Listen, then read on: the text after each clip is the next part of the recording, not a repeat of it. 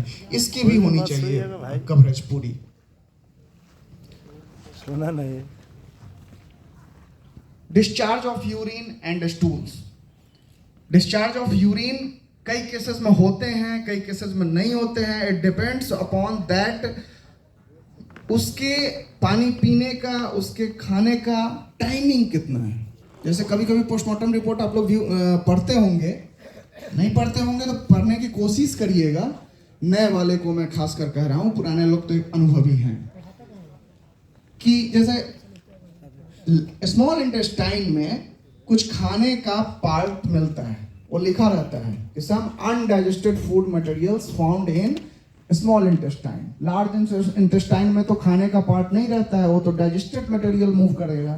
Partial तो उसके 6 hours जो है डाइजेशन का टाइम होता है, उसी अकॉर्डिंग जो है अगर यूरिनरी ब्लैडर में अगर यूरिन डिपॉजिट है तो यूरिन डिस्चार्ज होगा, अदरवाइज नहीं भी हो सकता है। बट वो इंसिडेंट को 100% नहीं क्लियर करेगा, शायद इसलिए हिस्टोपैथोलॉजी का ही हमें सहायता अब लेनी पड़ रही है।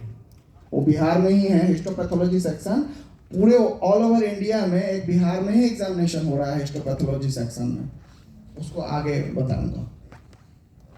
डिस्चार्ज ऑफ सीमेन कुछ खास स्थिति में आते हैं, वो डिपेंड करता है उस समय का सिचुएशन क्या है। आपको बहुत ज़्यादा मतलब रिग्रेस अगर ये हुआ है, स्ट्रगल हुआ है, तो उस समय सीमेन डिस्चार्ज होने के कोई चांसेस नहीं है।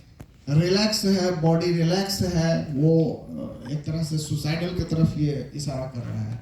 जैसे आप कॉमन सेंस अप्लाई करो रोजमर्रा की ज़िंदगी को ध्यान में रखते हुए, आप किसी से मारपीट एग्रेसिव होते हो, फाइट करते हो, तो उस समय आपकी सारी गतिविधि रुक जाती है, स्टॉप हो जाती है। आपको एंगरनेस जो है, क्रोध अंधा होता है। इस बात से ये भी प्रूव हो रहा है बायोलॉजिकली, ह्यूमन बिहेवियर साइकोलॉजिकली ये प्रूव हो रहा है।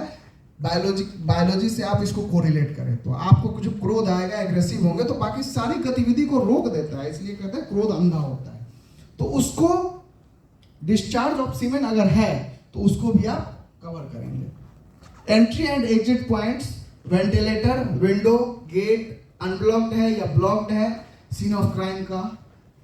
अगर कोई हॉल है, इसमें वेंटिलेटर बहुत मायने रखता है।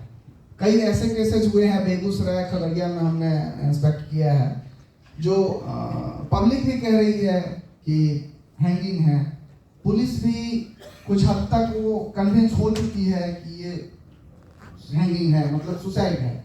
लेकिन जब हमने हर एक पॉइंट्स को स्टडी किया है साइंटिफिकली, उसका एग्जामिनेशन किया, एनालाइज किया हर एक पॉइंट्स को, लोगों से बात भी किया, दोनों आधार पर साइकोलॉजिकली व्यू से भी और साइंटिफिकली व्यू से भी, तो हमने पाया कि वेंटिलेटर जो है, वेंटिलेटर क्लोज नहीं है और वो इतने डिस्टेंस का है। मतलब इसीलिए कह रहा हूँ, उसकी फोटोग्राफी वीडियोग्राफी अगर नहीं रहती है तो after 10 years you will not be able to explain in the court of law that it can be homicide.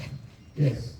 तो मान लिया कि उसके 1.5 फीट अगर लेंथ है और चौड़ाई की अगर 1.5 फीट में मान ले, तो आराम से आदमी आ सकता है, जा सकता है।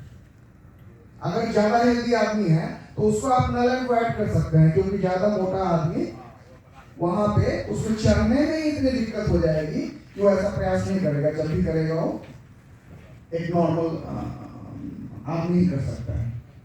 बहुत मोटा